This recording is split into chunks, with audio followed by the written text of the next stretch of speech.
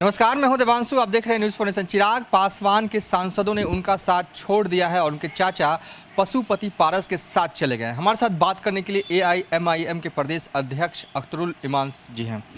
Sir, इस तरीके की सियासत को आप क्या कहेंगे? कौन सही है, कौन गलत है? चिराग पासवान पार्टी के अध्यक्ष हैं, उनके सांसदों ने उनके चाचा का साथ दिया और संसदीय बोर्ड का अध्यक्ष बनाने की उनकी बात कह रहे हैं।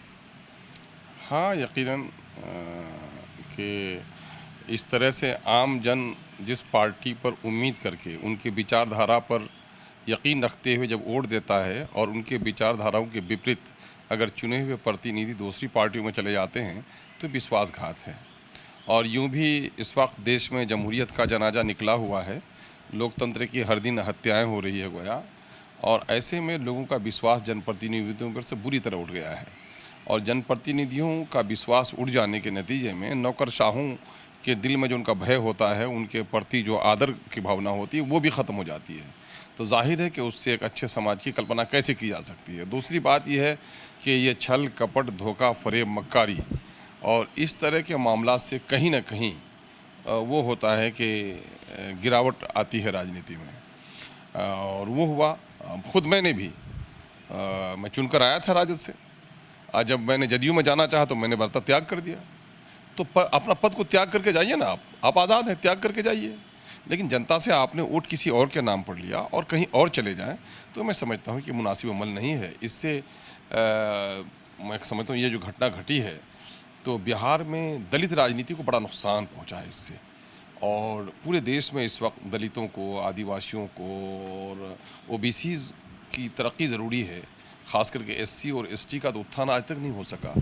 और रामविलास पासवान साहब इस दलित समाज को ऊपर उठाने की बात कर रहे थे और वो लड़ाई ये लोग लड़ रहे थे। ये लड़ाई कहीं ना कहीं कमज़ोर हो गई है। देखा जा रहा है जिस तरीके से चिराग पासवान के जो सांसद हैं उन्होंने बगावत किया चिराग पासवान के, ऐसे में पूरा कहा जा रहा है कि JDU पूरा गेम प्लान उनके द्वारा ही किया गया। RCP सिंह आज कहते भी हैं कि चिराग पासवान ने जैसा बोया वैसा पाया, जैसे को तैसा मिला है। ठीक है, ये इनके आपसी मामला हो सकते हैं। अब जदयू का क्या काम उसमें मामला रहा है और क्या दूसरे लोग कह रहे हैं, मैं उससे नहीं, लेकिन मैं इस घटना से वो हूँ कि इस तरह की घटनाएं नहीं घटनी चाहिए। आहत हैं आप? ठीक है, आहत क्या, मैं समझता हूँ कि तमाम तर सिद्धांतवादी लोग, जो लोग सिद्धांतों की राजनीति करते हैं, उनको आहत होना चाहिए कि भाई जिस सिद्धांत पर आप राजनीति करते हैं, जिस मैनिफेस्टो पर आप जीत कर आते हैं, तो आपको वहाँ पर खड़ा रहना चाहिए। यदि आप अपना नज़रिया बदलते हैं तो आपको फिर अलग से जाकर के आवाम से मैंडेट हासिल करना चाहिए, ये होना चाहिए। आप कह रहे हैं कि दलित राजनीति को झटका लगा है, जबकि पशुपति पारस की तरफ से ये बयान आता है कि रामविलास पासवान का जो सपना था वो पूर्ण नहीं हो पा रहा था, इसलिए ऐसा कदम उठाया गया। ठीक है, तो मुमकिन है, ये भी उनका कहना, वो कह सकते हैं। जब लोग मेन रूट से अलग हट के चले जाते हैं तो उसको कुछ ना कुछ अपनी बात कहनी पड़ती है, वो कह रहे होंगे। लेकिन मैं समझता हूँ कि इससे जो दलित राजनीति उससे कहीं ना कहीं कमज़ोर हुई है। कैसे सर, दलित राजनीति कैसे कमज़ोर पड़ रही है? कमज़ोर इसलिए पड़ रही है कि लोगों का विश्वास, मामला ये नहीं है कि आज कोई मंत्री बन जाए, संतरी बन जाए और सत्ता में चला जाए, ये बड़ा कमाल नहीं है। किसी पार्टी का जो पब्लिक परसेप्शन होता है, आवाम का जो उस पर एतमाद होता है, उसके जो सिद्धांत होते हैं, उसके सिद्धांतों की बलि करके अगर आदमी दूसरी तरफ चला जाए तो लोगों का विश्वास तो होता ही है।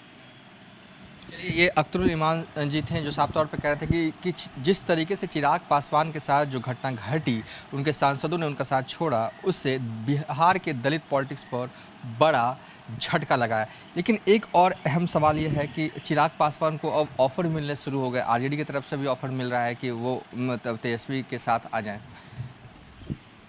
ठीक है, अब किनका किनका क्या ऑफ़र होता है उनको तो अपने आप में विचार करना चाहिए कि उनके लिए कौन सा मार्ग अच्छा होगा। वो अपना तय करें कि वो जिस सिद्धांत की राजनीति, जिस दबे कुचले समाज की राजनीति के लिए वो कदम आगे बढ़ा रहे हैं, उसमें कौन देर तक और कौन दूर तक और कौन ईमानदारी के साथ उनके साथ चल सकता है, ऐसे लोगों का चयन उनको करना चाहिए, है ना।